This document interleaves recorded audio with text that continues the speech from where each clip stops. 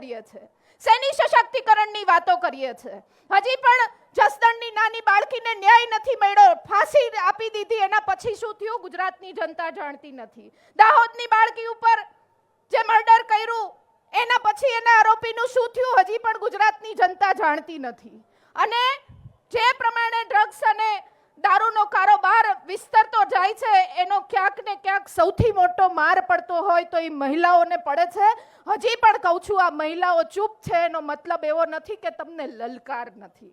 આ મહિલાઓના હાથ છે કે જે કર ઝુલાવે પારણું એ જગત પર શાસન કરે તો એ કરમાં એટલી તાકાત છે કે તમે જો અમારા ઘરની શાસન વ્યવસ્થા, અમારા ઘરમાં મોંઘવારી અને બધી જ વ્યવસ્થાઓને ગડબડ કરશો તો આ એ જ કર છે કે હથિયાર લઈને તમારા શાસનના કાંડાને પાયા કેમ હલાવી નાખવા એ મહિલાઓમાં તાકાત છે. એટલે આપણે બધાએ આ જન આક્રોશ સભામાં માનનીય પ્રદેશ પ્રમુખ અને અહીંયા બેસેલી સમસ્ત ટીમને સહકાર આપવા માટે આવ્યા છીએ. ત્યારે આપને વિનંતી કરવા માંગુ છું કે આપના વિસ્તારમાં આજુબાજુની મહિલાઓ ખૂબ પીડા ભોગવી રહી છે, મોંઘવારીનો માર ખૂબ મોટો પડી રહ્યો છે, એ બધાનો અવાજ ક્યાંક બનવા માટે આપણે મદદરૂપ થઈ શકીએ અને અહીંયા અમે મહિલાઓ ત્યાં સુધી એ મહિલાનો અવાજ બની શકીએ. કારણ કે સરકારમાં હવે અમને કોઈ ભરોસો નથી રહ્યો કે એના તરફથી ફક્ત મોટા ભાષણ સિવાય મહિલાઓને કોઈ પણ પ્રકારનો સહકાર મળી શકે. મહિલા મંત્રીઓ ફક્ત મોંઘી સાડીઓ પહેરવા માટે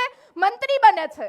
20,000 થી વધારે રૂપિયાની સાડી પહેરીને વિધાનસભામાં જવાનું, તૈયાર થઈને બેસવાનું, પણ મહિલાનો ક્યાંય પ્રશ્ન ઊભો થાય તો એ જ મહિલા મંત્રીએ મૌન ધારણ કરીને સરકારની વાહવાહી કરવાની આ એક ટ્રેડિશન બની ગઈ છે. એ ટ્રેડિશન કોંગ્રેસ તોડે પાર કરવાની છે, એમાં મને કોઈ શંકા નથી.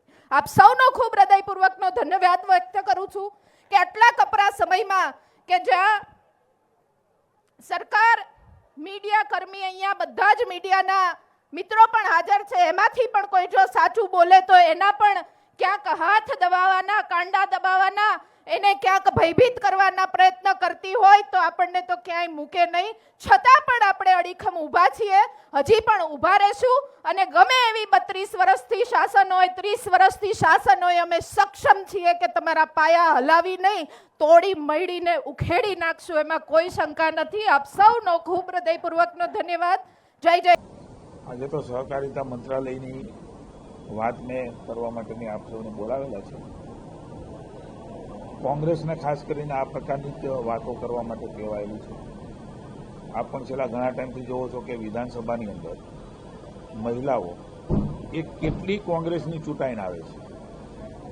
મહિલાઓની અંદર પણ કોંગ્રેસની મહિલાઓની સ્વીકૃતિ એ મત તરીકે મહિલાઓનું સશક્તિકરણનું કામ એ માત્ર મોદી સાહેબના નેતૃત્વની અંદર માતાના કુખમાં બાળક હોય ત્યાંથી એ વ્યવસ્થામાં, એટલે કે ભણી ગણીને સમાજની વ્યવસ્થામાં જાય ત્યાં સુધીની રચના જો કોઈએ કરી હોય તો એ કોંગ્રેસે નથી કરી.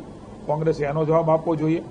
પણ માત્ર આ પ્રકારની વાતો કરવાના બદલે પોતાની સ્વીકૃતિ મેળવવાનો પ્રયાસ કરે તો મને એવું લાગે છે કે નથી તો જન અને નથી તો આક્રોશ, માત્ર કાર્યકર્તાઓ ભેગા થઈને વાત કરે છે, જનતા ક્યાંય એમાં જોડાયેલી નથી.